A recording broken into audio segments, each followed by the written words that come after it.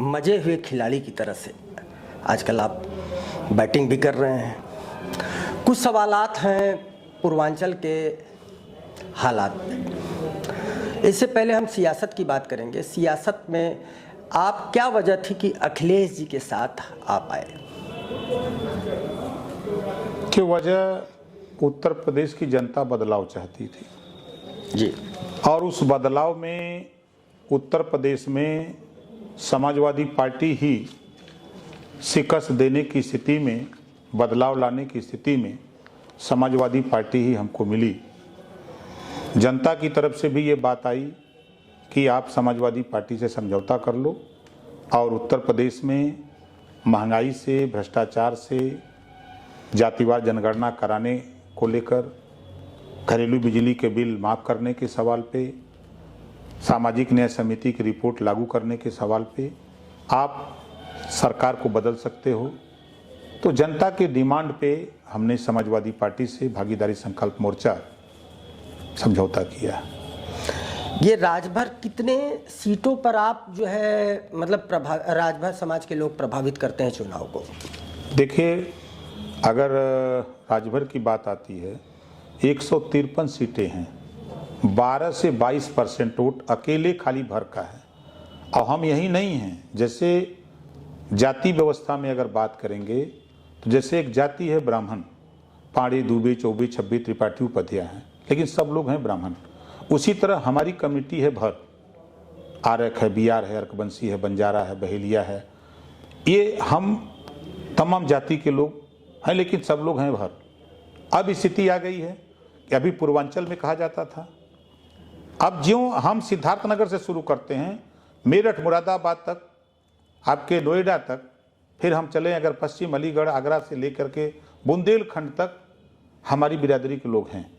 जिसका उदाहरण आप गए थे, मान लीजिए मऊ हल्दरपुर में देखा, ठीक उसी तरह का हमारी बिरादरी 27 नवंबर को आपको मिलेगी। उसी तरह के कार्यक्रम में आपको हरदोई की संडीला विधानसभा का एक भरावन ब्लॉक है, कार्यक्रम 27 नवंबर को रखा हूं, जो लखनऊ मंडल में वो कार्यक्रम है। और उस कार्यक्रम में आपको अगर हल्दरपुर से अगर हम 20 नहीं होंगे तो हम 19 भी नहीं होंगे। वो कार्यक्रम हम आपको हल्दरपुर की तरह हम आपको भरावन में 27 नवंबर को दिखाएंगे। और कितने खास तौर पे दलित समुदाय के लोग, पिछड़े वर्ग के लोग, उच्च वर्ग के लोग, कितने लोग आपके साथ हैं आपको लगता है? क्योंकि आपके मंच पे बिंद समाज के लोग भी हैं, कुम्हार समाज के लोग भी हैं, तो क्या है पूरा? देखिए, उत्तर प्रदेश में जो वंचित समाज है, 75 साल की आज़ादी में 26 जनवरी 1950 से जब से संविधान लागू हुआ है, जिन जातियों को हिस्सा नहीं मिला, जिन जातियों को सम्मान नहीं मिला, जिन जातियों को राजनीतिक भागीदारी नहीं मिली, वो जातियां ओम प्रकाश राजभर के साथ खड़ी हैं। चाहे वो ब्राह्मण हो, राजपूत हो, यादव हो, भूमिहार हो, पटेल हो, चौहान हो, बिंद हो, केवट हो, मल्लाह हो, निषाद हो, राजभर हो, आरक हो, अर्कवंशी हो, बंजारा हो, बहेलिया हो, खंगार हो, धोबी हो, धरिकार हो, सोनकर हो, पासी हो, खटीक हो, हेला हो, कुजड़ा हो, कोई जाति ऐसी नहीं बची है प्रदेश में जो जाति हमारे साथ मजबूती से न खड़ी हो। अब वो ये कह रहे हैं कि इकलौता यही नेता है उत्तर प्रदेश में जो हमारी बात कर रहा है, हमारे लिए लड़ रहा है, हमारे लिए मंत्री पद छोड़ दिया, हमारे लिए सदन से लेकर सड़क तक लड़ रहा है, हमारे लिए समाजवादी पार्टी से समझौता किया है, अपने लिए नहीं किया। एक चीज़ बताइए, जो जातीय जनगणना की बात थी कि ये सरकार जातीय जनगणना कराएगी, लेकिन जातीय जनगणना के मामले में ये सरकार की पहल क्यों नहीं हो रही है? क्या वजह है कि जातीय जनगणना कराने में पीछे भाग रही है सरकार? देखिए, ये सरकार हिस्सा किसी को देना नहीं चाहती है। जातिवार जनगणना हो जाए तो जैसे राशन कार्ड बनता है तो घर में कितने लोग, परिवार में लोग हैं, नाम राशन कार्ड में सबका चढ़ता है, तभी सबको राशन मिलता है, जितने लोग हैं यूनिट के हिसाब से। अब 2 लोगों का चढ़ गया, 4 लोगों का छूट गया, तो 4 लोगों के नाम से तो राशन नहीं मिलेगा। तो ठीक उसी तरह ये सरकार जो वंचित, गरीब, कमजोर, पिछड़ा, दलित, अल्पसंख्यक है, इसको ये हिस्सा नहीं देना चाहते, इनका हिस्सा लूट रहे हैं। उदाहरण मैं बता दूं, 69,000 शिक्षक भर्ती, सुप्रीम कोर्ट के आदेश पर 27% रिजर्वेशन पिछड़ों को मिल रहा है। और 1932 में ही आज़ादी के पहले शेड्यूल का शेड्यूल ट्राइब्स का आरक्षण मिला हुआ है। और ये सरकार 22.5% शेड्यूल का शेड्यूल ट्राइब्स का रिजर्वेशन और 27% बैकवर्ड का रिजर्वेशन 69,000 शिक्षक भर्ती में लूट लिया। आज भी कई हजार बच्चे यूको गार्डन लखनऊ में धरना दे रहे हैं। तो अगर ये जनगणना हो जाए तो सरकार बजट भी अलॉट करेगी, तो सबको हिस्सेदारी उनके विकास के लिए, शिक्षा के लिए, स्वास्थ्य के लिए, रोजगार के लिए, निर्माण के लिए, कि भाई यहाँ इतनी आबादी है, इतनी इनके विषय में क्यों नहीं सोचा जा रहा है। जैसे आप देखते होंगे कि जब दिमाग में लोगों को आता है नेताओं को, तब उस जाति के विषय में लोग सोचने लगते हैं। अभी बहुत सी ऐसी जातियां हैं, बरार है, बहेलिया है, आपका भंगी है। जिस महापुरुष ने, अगर भंगी की बात हम करें, जिस महापुरुष ने देश की आजादी के लिए रणनीति बनाई, आंदोलन के लिए, आज भी वो समाज सिर्फ सफाई का ही काम कर रहा है। जिस महापुरुष ने इस देश में शूद्रों को पढ़ने लिखने का अधिकार दिया, महात्मा ज्योतिबा फूले, आज उनके बच्चे, उनके समाज के लोग पेट्रोल पंप पर, मंदिरों पर छोटे छोटे बच्चे माला बेचते हुए मिलते हैं। तो ये शिक्षा पे सरकार का फोकस नहीं है। जब ये जातिवार जनगणना होगी तो उसमें आ जाएगा कि कौन कौन सी जाति के लोग कितने शिक्षा में कहाँ गए, रोजगार में कहाँ गए, नौकरी में कहाँ गए, इनके रहन सहन क्या है, सारी चीजें खुलासा हो जाएगी। ये खुलासा सरकार नहीं कराना चाहती है। आपने देखा कि जब हमारे देश में राष्ट्रपति अमेरिका के आए, जो इसके पहले जो राष्ट्रपति थे वो आए जब, तो दीवार बनाया हमारे देश के प्रधानमंत्री गरीबों की बस्ती को ढकने के लिए, कि अमेरिका का राष्ट्रपति अगर ये गरीबों की बस्ती देखेगा तो जो पैसा देता सवाल करेगा हमारे मोदी जी से, तो ये सवाल का जवाब नहीं दे सकते, इस नाते दीवार खड़ा किए। ये प्रमाण है, दुनिया जान रही है, देश देख रहा था। उसी तरह ये जातिवार जनगणना मोदी जी नहीं कराना चाहते हैं कि हमको जवाब देना पड़ेगा देश के सामने, दुनिया के सामने, कि जब हम लोग इतना पैसा देते हैं तो देश में ये हालत क्यों है, इस तरह की हालत भारत की कैसे बनी हुई है, इसे जवाब देना पड़ेगा। उससे बचने के लिए ये जातिवार जनगणना नहीं करा रहे। लेकिन मोदी जी भी तो बताते हैं कि खुद बैकवर्ड समाज से आते हैं, तो आखिर उनको चिंता नहीं है क्या? ये नकली बैकवर्ड है, इनको बनाया गया आरएसएस के लोगों ने। मतलब आपको लगता है कि मोदी जी नकली बैकवर्ड है? आप कह रहे हैं। मैं बता देता हूं, आरएसएस के लोगों की 20 साल बाद क्या होगा वो योजना बनाते हैं ये आरएसएस के लोग, नागपुर वाले। ये जब मुख्यमंत्री थे तो इनको पिछड़ी जाति में शामिल किया गया। मुख्यमंत्री तो काल में इनको पिछड़ी जाति में शामिल किया गया। इसके पहले ये क्या थे, क्या मोदी जी बता सकते हैं? इसके पहले किस वर्ग में थे? ये सामान्य वर्ग में थे। संविधान के दायरे में जो 4 जातियां हैं तो उसमें ये सामान्य वर्ग में थे। ये खुद पिछड़ी जाति में शामिल कराए गए देश को बेवकूफ बनाने के लिए, कि ये पिछड़े समाज के हैं, इनको वोट दो, इनको प्रधानमंत्री बनाओ। और प्रधानमंत्री बना करके देश का संविधान खत्म करने के लिए, आरक्षण खत्म करने के लिए और देश को गुलाम बनाने के लिए एक बैकवर्ड शेड्यूल कास्ट माइनॉरिटी के लोग, इनको बदतर जीवन देने के लिए, बेहतर नहीं बल्कि इनको बदतर जीवन देने के लिए इनको प्रधानमंत्री बनाया गया है। 2 ही आदमी अडानी अंबानी के खाली विषय में सोचते हैं और देश के गरीब नौजवान बेरोजगार के विषय में नहीं। आज इनको बैकवर्ड के नाम पे इन्होंने कहा कि मैं पिछड़ी जाति से आता हूं, दे दिया पिछड़े समाज के लोगों ने वोट।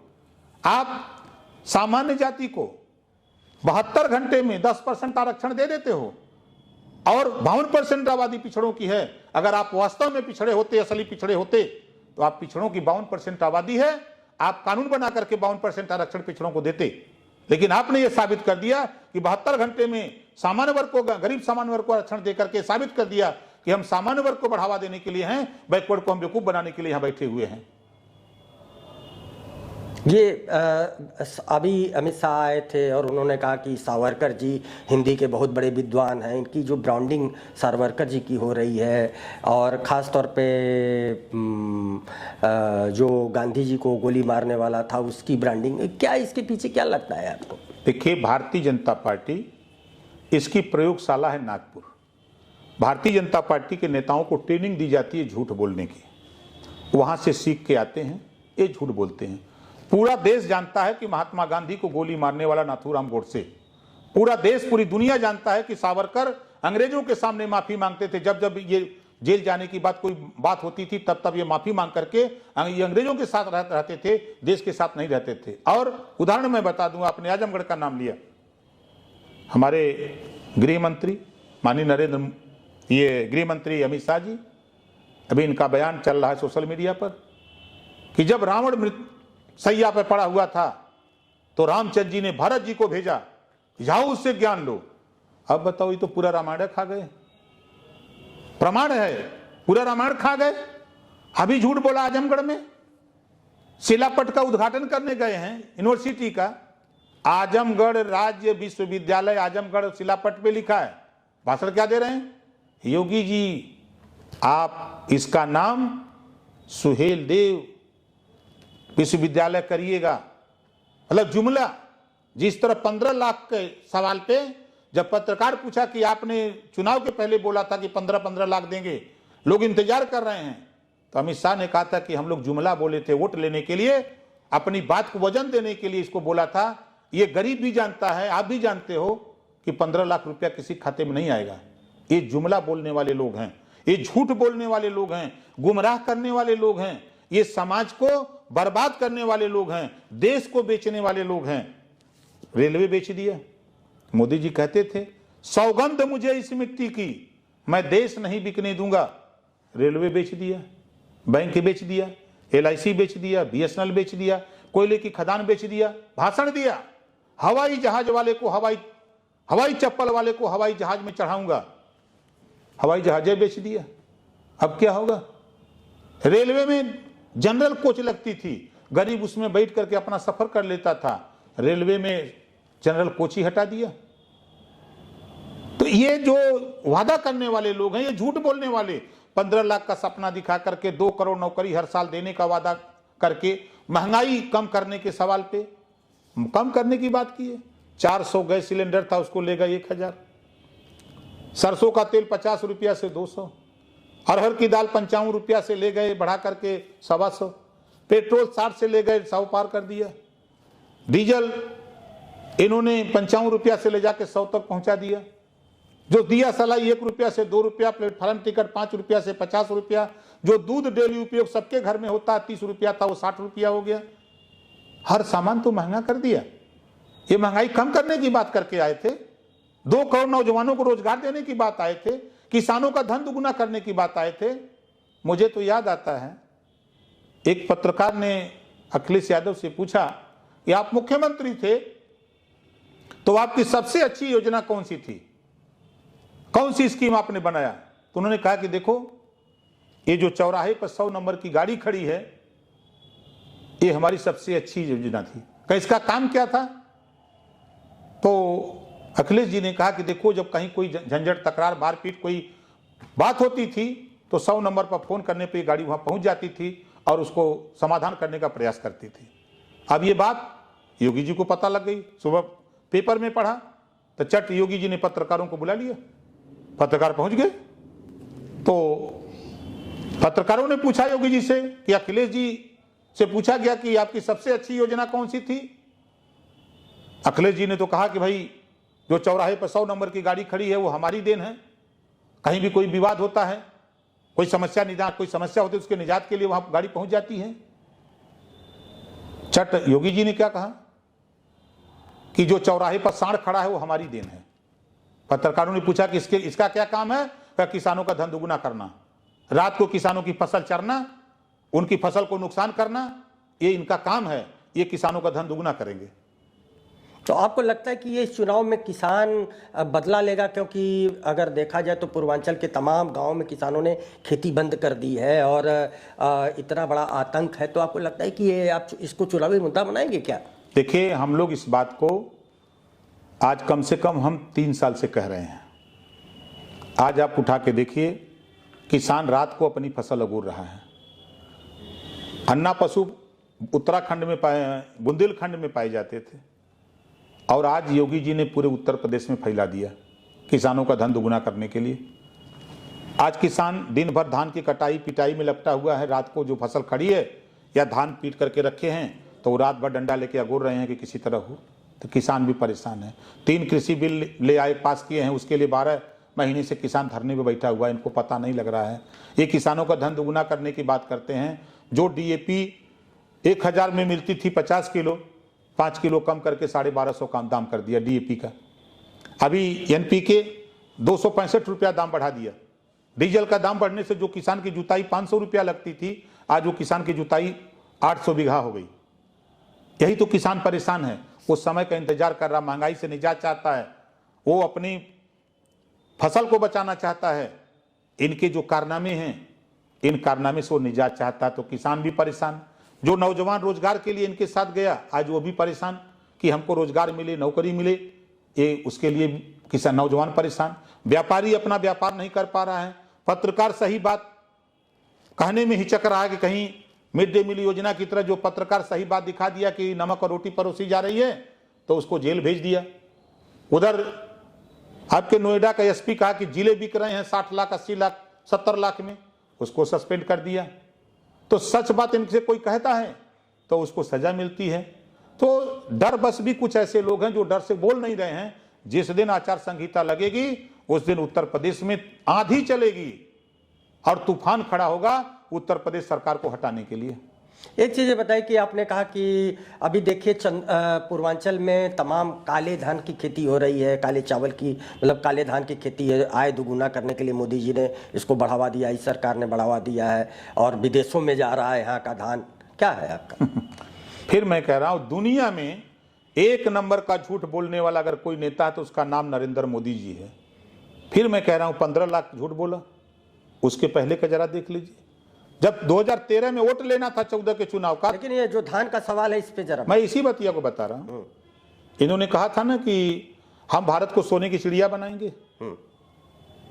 लोगों ने इनके बहकावे में आके वोट दे दिया, प्रधानमंत्री बन गए, तो सोने की चिड़िया तो नहीं बना पाए।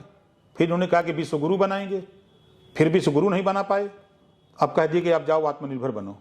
ठीक उसी तरह ये जो धान की खेती का ये विदेशों में बेचने की बात कर रहे हैं, ये 100% झूठ बोल रहे हैं।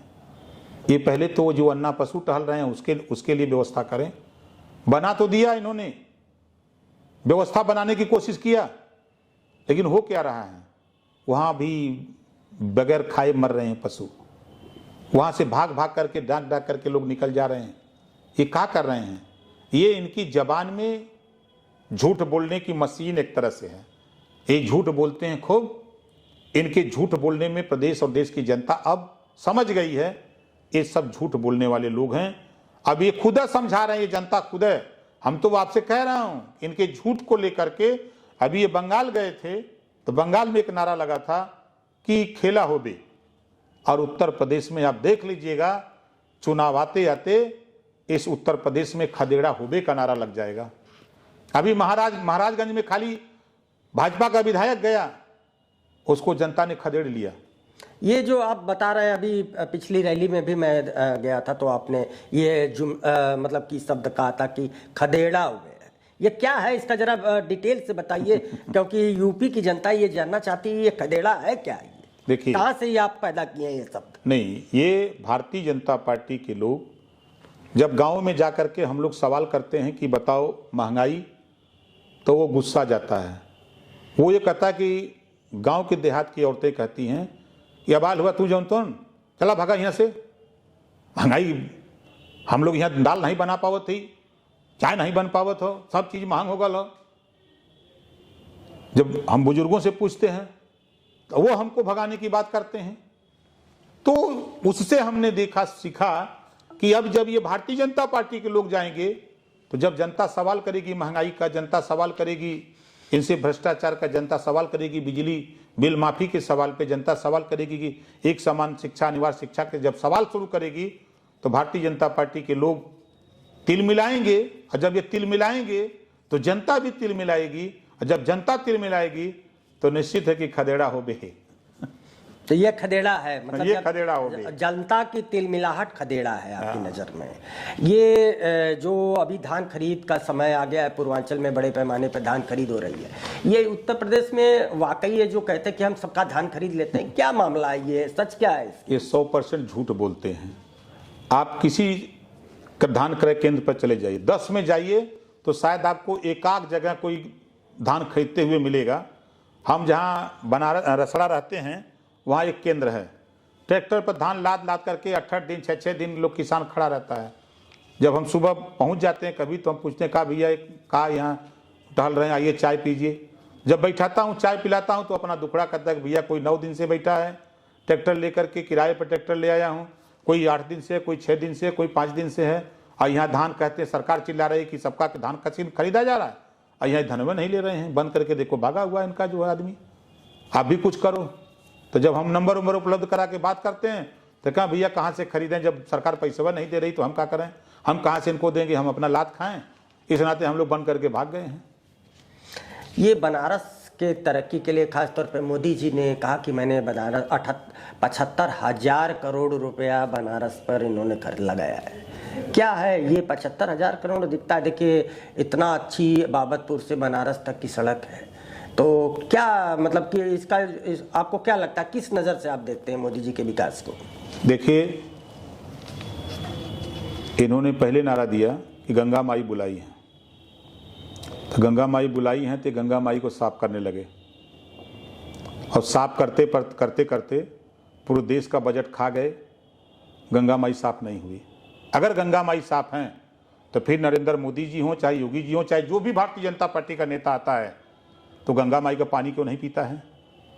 जिस दिन गंगा माई का पानी पी लेंगे उस दिन लीवर खराब हो जाएगा इनका। ये है गंगा माई के सफाई का अभियान इनका। अब ये विकास पे इनके आ जाइए, बनारस के विकास का। मैं तो कहता हूं जितनी रजिस्ट्री हुई है बनारस में, मोदी के राज में, शहरों में, उसकी खाली जांच करा दिया जाए सीबीआई के, तो भाजपा के बहुत से नेता मंत्री जेल में होंगे।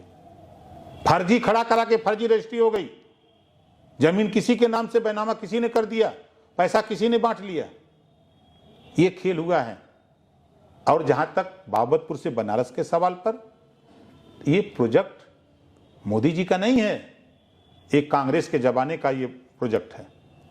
तो सरकार बदलती रहती, जो सरकार आती है वो करती है, तो ये कर रहे हैं, ये भी चले जाएंगे तो काम बंद थोड़ा होगा, दूसरी कोई सरकार आएगी उसको जो काम अधूरा है उसको पूरा करेगी। लेकिन विश्वनाथ मंदिर को देखिए कितना सुंदर बना दिया, कितने लोगों को उजाड़ दिया, कितने लोगों को लूट लिया, कितना उसमें बेईमानी हुई है, उसको जरा देखिए। देखिए विदेश से मूर्ति ले आए, जो अष्टधातु की मूर्ति थी उसको तो बेच के पैसा ले लिए सब, पत्थर की मूर्ति आई है, तो पत्थर तो यही मिल जाता है, खाली भौकाल बना रहे हैं। क्या वहाँ अष्टधातु की मूर्ति थी?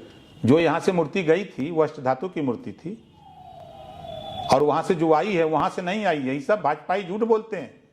अरे यही मिर्जापुर से बनवा के मूर्ति ले लिए होंगे, लिया कर रखवा लिए, अब उनके पास तो तंत्र है, धीरे से लिया कर रख दिए, कहीं कनाडा से आ रही है मूर्ति, फला जगह से आ रही है, अब यहाँ से वहाँ तक बैरिकेटिंग। अच्छा आप बताइए, बैरिकेटिंग लगाने की क्या जरूरत थी बाबतपुर से बनारस की? मूर्ति आप गाड़ी में रखते, लेके आगे सिक्योरिटी पुलिस आपकी थी, आप सीएम थे, आप चल देते। आप करोड़ों रुपया क्यों खर्चा किए? क्यों घुमा रहे हो पूरे जिले में? खाली हिंदुत्व की भावना भड़का रहे हो? आप शिक्षा पे पैसा क्यों नहीं खर्च करते हो? आप दिया जलाते हो, सीना ठोकते हो कि हमने इतना दिया जला दिया। दिया जलाने से देश के गरीबों की भूखमरी तो खत्म नहीं हुई प्रदेश में, शिक्षा का स्तर तो नहीं ना बढ़ा, बेरोजगारी कम नहीं हुई, महंगाई तो कम नहीं हुई। ये शुद्ध रूप से धार्मिक भावना भड़का करके सिर्फ वोट लेने की बात ये लोग करते हैं। इनको जो मुद्दे हैं जनता के, उससे ये भटक गए हैं।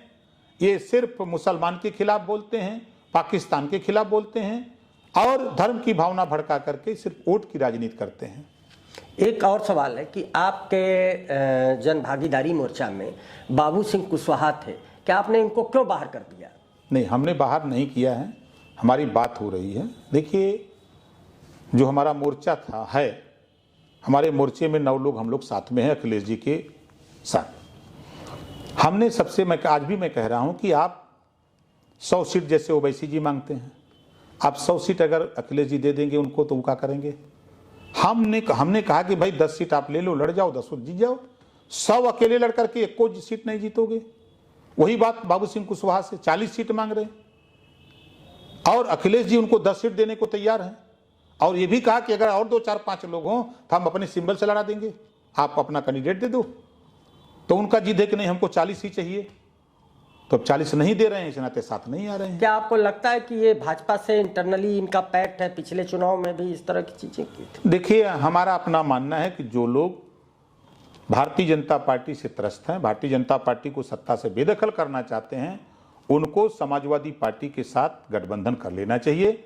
जो लोग भारतीय जनता पार्टी को जिताना चाहते हैं, वो लोग समाजवादी पार्टी और भागीदारी संकल्प मोर्चा गठबंधन में नहीं आएंगे। ये लोग भारतीय जनता पार्टी को जिताने का काम करेंगे।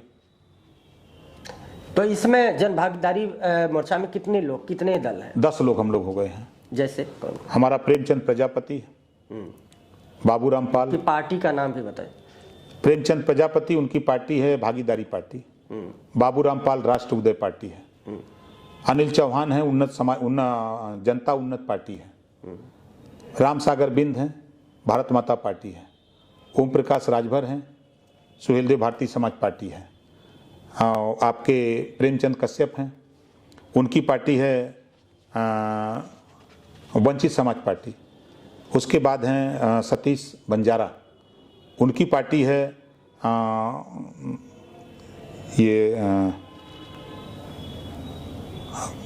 एकता दल, उनका एकता दल है। आपके गुलाब खंघार हैं, उनकी पार्टी का नाम है लोकतंत्र बचाओ पार्टी। हमारे साथ हैं वो वाल्मीकि, राजकुमार वाल्मीकि, उनकी पार्टी है अधिकार पाओ पार्टी के नाम से रजिस्ट्रेशन है, और समाजवादी पार्टी। ये 10 लोग हम लोग अभी तक फिलहाल हैं। तो बाबू सिंह कुशवाहा फिलहाल एकला चले वाली नीति पे चलेंगे। अब माननीय बाबू सिंह कुशवाहा जी को मैं बार बार समझा रहा हूं कि आप 40 सीट के बजाय 10 सीट लड़िए, और जो और लोग आपके छूट जाते हो उनको भी अखिलेश जी एडजस्ट करने की बात कर रहे हैं, तो आप उनसे बात करके आप साथ हो जाओ। अगर आप ऐसा नहीं करते हैं तो आपको ये हम तो ये समझ लेते हैं कि भारतीय जनता पार्टी को सब लोग जिताने का काम करने जा रहे हो।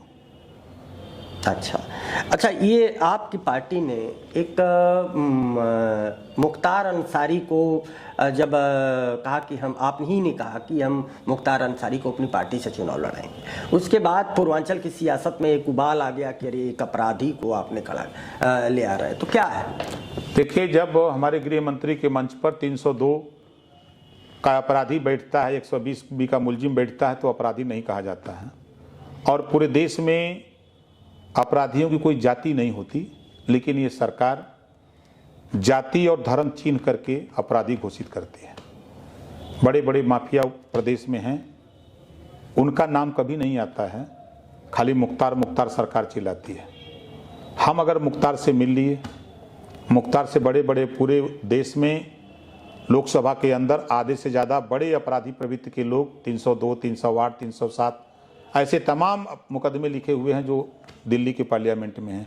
और उत्तर प्रदेश में आ जाइए, 24, 22, 22, 20, 20, 18, 18, 16, 16 मुकदमे लिखे हुए हैं। हम मुख्यमंत्री को ले लीजिए, इनके ऊपर भी दंगा भड़काने का 120B का तमाम ऐसे आपराधिक मुकदमे थे, मुख्यमंत्री बनने के बाद वापस किया है। केशव मौर्य को ले लीजिए, इन्होंने अपना तमाम मुकदमे वापस किए हैं।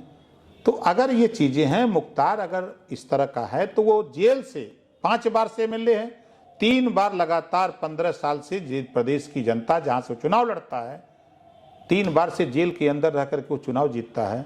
और जब मायावती के साथ जाता है तो यही मायावती जी मंच से कहती हैं कि मुख्तार माफिया नहीं गरीबों का मसीहा है, और जब काम निकल जाता है तो लोग माफिया बताते हैं।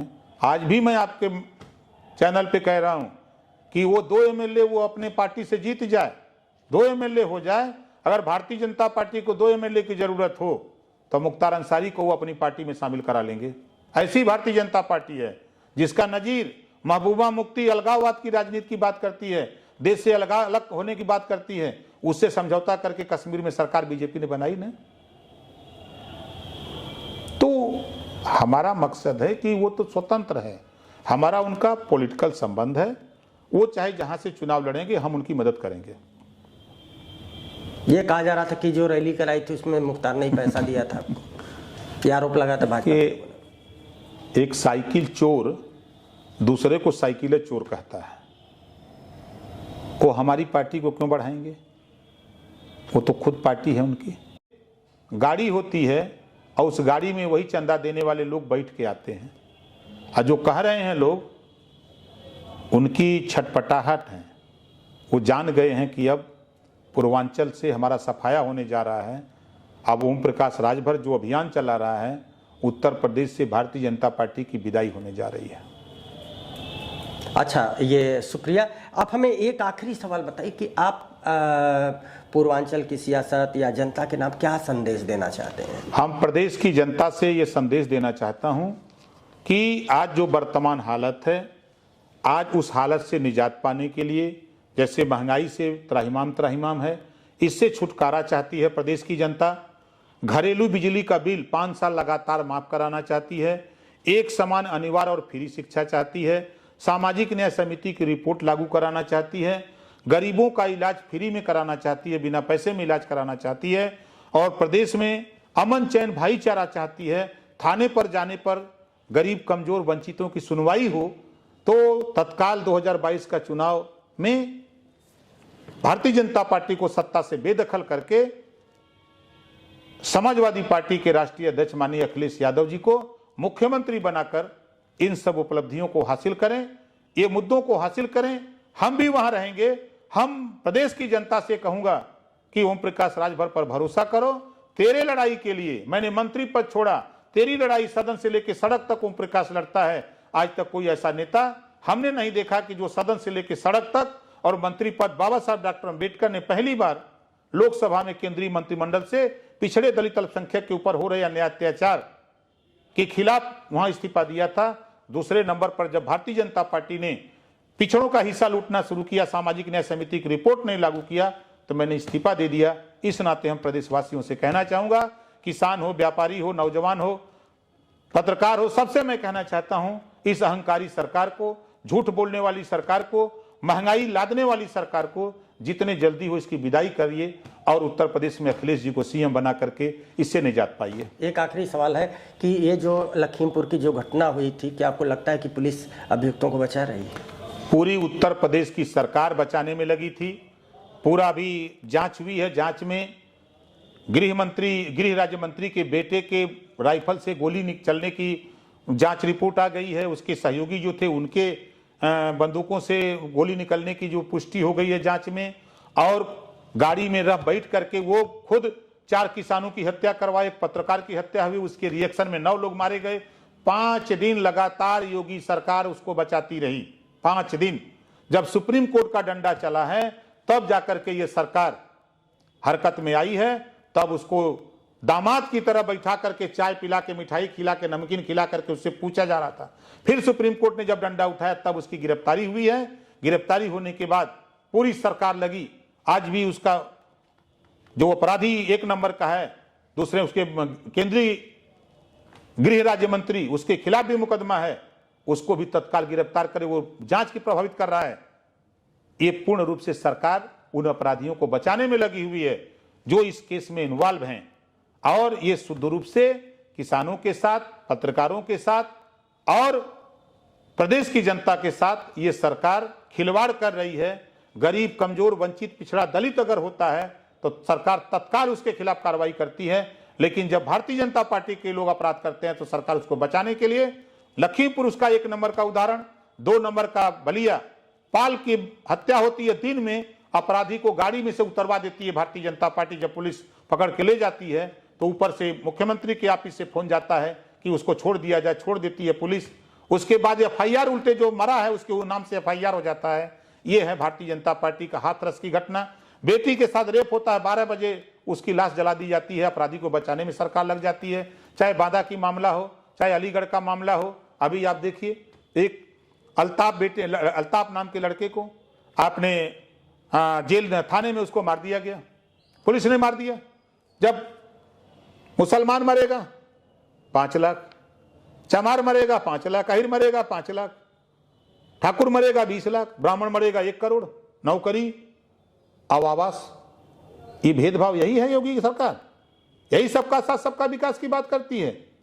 अगर पुलिस के द्वारा कोई मारा जाता है तो अगर 1 लाख ब्राह्मण को देते हो 1 करोड़, 1 करोड़ यादव को दो, 1 करोड़ ठाकुर को दो, 1 करोड़ चमार को दो, 1 करोड़ मुसलमान को दो। ये भेदभाव क्यों करते हो? किसी को 1 करोड़ देते हो, नौकरी देते हो, आवास देते हो, और किसी को भर मरेगा, आप एक को पैसा नहीं दोगे। ये भेदभाव ये सरकार कर रही है, पूर्ण रूप से अपराधियों को बचाने का काम करती है। एक आखिरी एक सवाल है कि योगी जी कहते हैं कि हमने गुंडा राज खत्म कर दिया है उत्तर प्रदेश से। मोदी जी शुरू किए कि कांग्रेस मुक्त भारत बनाऊंगा, और आज पूरी की पूरी भारतीय जनता पार्टी कांग्रेस युक्त हो गई है। अगर उदाहरण देख लीजिए, पूर्व मुख्यमंत्री कहे जाते हैं, लेकिन हम तो नहीं मानते एक दिन वाले मुख्यमंत्री, कम से कम नहीं कुछ तो 150 से ज्यादा सांसद मंत्री आज दिल्ली में कांग्रेस पार्टी के नेता हैं। उत्तर प्रदेश में आ जाइए, अभी अभी आपने देखा कि जितिन प्रसाद भाजपा ज्वाइन कर लिए, एमएलसी बन गए, मंत्री बना दिए गए। ये कांग्रेस युक्त हो गई भाजपा। ये जो बोलते हैं कि गुंडा मुक्त बोलते हैं, ये गुंडा मुक्त नहीं, गुंडा युक्त है। इनकी पुलिस, इनके नेता, अभी अभी हमने देखा गाजीपुर में कौन सी व्यवस्था है प्रशासन की, जिस तरह की गुंडई वहां किया भाजपा का नेता, उसको तो लठिया के जेल में बंद कर देना चाहिए। चारों तरफ ये अपराधियों को संरक्षण देने वाली पार्टी, अपराधियों को बचाने वाली पार्टी, ये अपराधियों को अपने साथ गलबहियां करने वाली पार्टी है। ये गुंडा मुक्त नहीं, गुंडा युक्त पार्टी है। चलिए, शुक्रिया राजभर साहब। Thank you sir.